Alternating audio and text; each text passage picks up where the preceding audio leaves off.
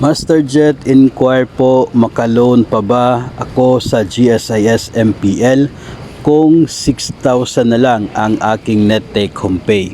So ito po ay isang magandang tanong para sa mga gusto pong mag-avail ng multi-purpose loan ng GSIS.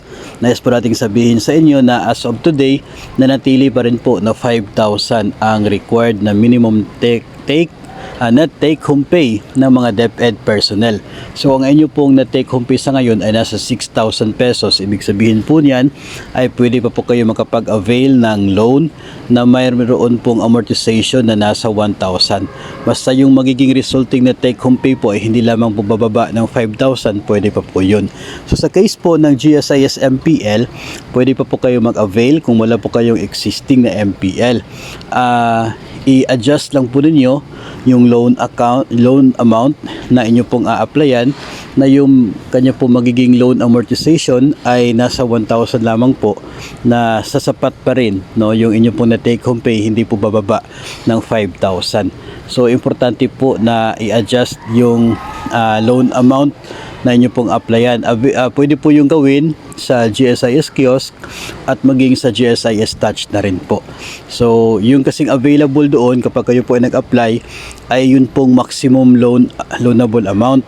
So hindi na po yun pwede ma-avail kasi nga 6,000 na lang yun na take home pay. So adjust nyo na lang po, babaan nyo na lamang po yung loan amount para pwede pa po ninyo itong ma-avail.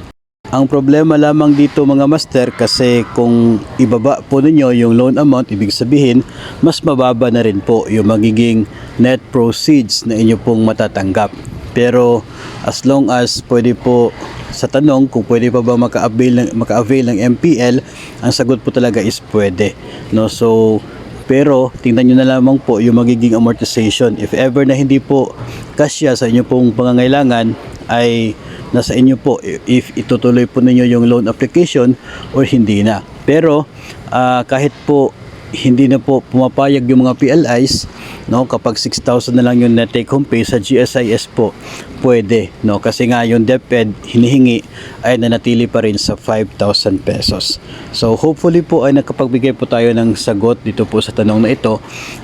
Maging kahit ano po, no, kahit magkano po yung inyong net take home pay ngayon, pwede po kayo mag-apply.